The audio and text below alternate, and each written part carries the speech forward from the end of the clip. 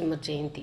நரசிம்மர் வந்து பிரகலாதனுக்காண்டி உடனே எடுத்த அவதாரம், ஒரு நொடியில் எடுத்த அவதாரம் இந்த நரசிம்ம அவதாரம். இதில் முக்கியமான ஒரு நிகழ்ச்சியும் இருக்குது. எப்படி இன்று நரசிம்ம அவதாரமோ அதே மாதிரி வந்து சரபேஸ்வரர் அவதாரம்னு சொல்லலாம். அதாவது நம்ம நரசிம்மனுடைய வரலாறு பார்ப்போம். அதுக்கப்புறம் உங்களுக்கு அவருடைய வரலாறு சொல்கிறேன். நரசிம்மர் உக்ரமூர்த்தியாக இருக்கும்பொழுது அப்படி ஒரு உக்ரம் ஏன் இந்த இரணியனை கொல்லணும் அப்படின்ற ஒரு வரலாறு இருக்குது. அதாவது இரணியன் வந்து ரொம்ப ஆணவத்துடன் அவனுடைய பிள்ளையான பிரகலாதனை ரொம்ப இழிவாக நடத்தினான். அதாவது கடவுளே கிடையாது, என்ன தான் நீ கும்பிடணும் அப்படின்ட்டு. ஆனால் பிரகலாதன் வந்து கருவிலே அவனுடைய விஷ்ணுவுடைய அவதாரமாக இருந்தனால் அவன் விஷ்ணுவை தவிர அவனுக்கு வாயில் வேறு எந்த வார்த்தையுமே வராது. ஓம் நமோ நாராயணன் தான் சொல்லிக்கிட்டே இருப்பார் பிரகலாதன்.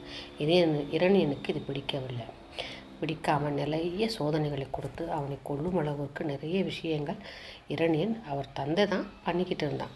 அப்போது அவர் இவனுடைய ஆணவத்தை எப்படி அழிக்கிறது, இதே மாதிரி இஷ்டத்துக்கு அவன் வந்து பண்ணிக்கிட்டு இருந்தான். எல்லாரையுமே கொடுமைப்படுத்திட்டு இருந்தான். இதுக்கு ஒரு முடிவு கட்டணும் இல்லையா? அப்போது அந்த அவதாரம் தான் நரசிம்ம அவதாரம். அவன் ஏற்கனவே இரணியன் வந்து சிவன்கிட்ட நிபந்தனைகள் கூட வரங்களை பெற்றிருந்தான். இந்த நிபந்தனையோடு எனக்கு ஒரு வரம் வேணும். அதாவது எனக்கு மரணம் நேரக்கூடாது. ஒருவேளை மரணம் வந்தால் அது பகலாகவும் இரவாகவும் இல்லாத நேரத்தில் நடக்க வேண்டும். சிவபெருமான வரத்தை கொடுத்துட்டார். அவருக்கு தெரியாத என்ன அவதாரம் வரணும், அதன் மூலமாக இன்னொரு அவதாரம் வரணும் அப்படின்ட்டு. அதனால் அவர் அதன் பின் இரணியனை இப்படி வந்து பதம் செய்யும் தருணம் வந்தது.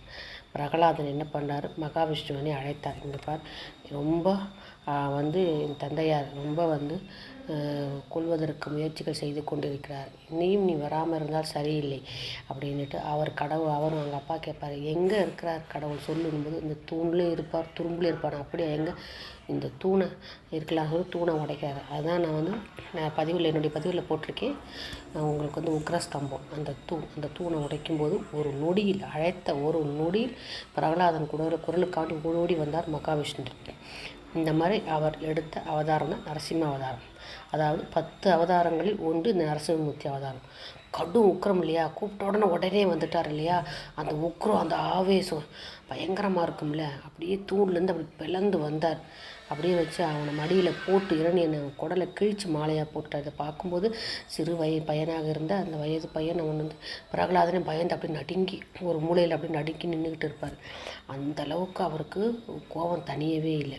அப்போ எல்லாம் தேவர்கள் முனிவர்கள்லாம் என்னடா இது இவ்வளோ கோபமாக இருக்கேன்னு பயந்து போய் நேராக என்ன பண்ணாங்க, சிவபெருமான்கிட்ட போய் கேட்டாங்க. இந்த மாதிரி அவர் வந்து மகாவிஷ்ணு வந்து இந்த மாதிரி நரசிம்ம அவதாரம் எடுத்து ரொம்ப உக்கிரமாக இருக்கார், அவர் உக்கிரத்தை எப்படியாவது தணிக்கணும் போது சிவபெருமான் என்ன பண்ணார், வீரபத்திரனை அதாவது தன்னுடைய யாகத்தில் தோன்ற செய்து அந்த வீரபத்திரனை அழைத்து நரசிம்மரை போய் அவருடைய கோபத்தை அடக்குமாறு சொன்னார். அவரும் கிட்ட போனால் போகவே முடியல. அப்போ திருப்பி சிவபெருமான்கிட்ட வந்து என்னால் முடியவே இல்லை அவர் சிவத்தை தணிக்கிறதுக்கு அப்படின்னு சொல்லுவார். அப்படியா அப்படின்னு சொல்லும்போது வீரபத்திரன் மேலே கோடி சூரிய பிரகாசத்துடன் கூடிய ஒரு ஒளி ஜோதி பிழம்ப அவர் ஃபுல்லாக தழுவ செஞ்சு அவர் உருவமே மாறியது. எப்படி மாறுதுன்னா, யாழி என்னும் மிருக முகத்துடன் காட்சி தந்தது. கழுத்து முதல் இடுப்பு வரை மனித உடல், சிம்மம் போன்ற கால்களும் வாளும் இருந்தன. கடும் உஷ்டத்துடன் இருந்த அந்த வினோத உருவம் அதுதான் சரபேஸ்வரருங்க. இவரை வந்து அமைதிப்படுத்துறதுக்காண்டி உருவாக்குனது தான் இந்த அதாவது அன்று அவர் வந்து எடுத்த அவதாரம்னா சரபேஸ்வரர். வீரபத்திரர் எடுத்த அவதாரம். வீரபத்திரர் வந்து சிவனுடைய அம்சம். அதாவது விஷ்ணுவனுடைய நரசிம்ம அவதாரத்தை அடக்குவதற்காக எடுக்கப்பட்ட அவதாரம் தான் இந்த சரபேஸ்வரர் அவதாரம். அடக்குன கோபத்தை. அப்போது அதுக்கப்புறம் தான் இவர் என்ன பண்ணார், அவன் சரபேஸ்வரர் அந்த வித்தியாசமான உருவத்துடன் வந்து ஆவேசத்தோடு இருந்த அவரை வந்து சாந்த சுரூபியாக மாட்டினார். அவர் தன் மணி மேலே அமர்த்திருப்பார். நீங்கள் அந்த படங்களில் பார்க்கும்போது சில படங்களில் தெரியும். அந்த பழைய படங்கள் எல்லாம் சரபேஸ்வரர் வந்து தன்னுடைய மடியில் வந்து நரசிம்மரை உட்கார வச்சுருப்பார்.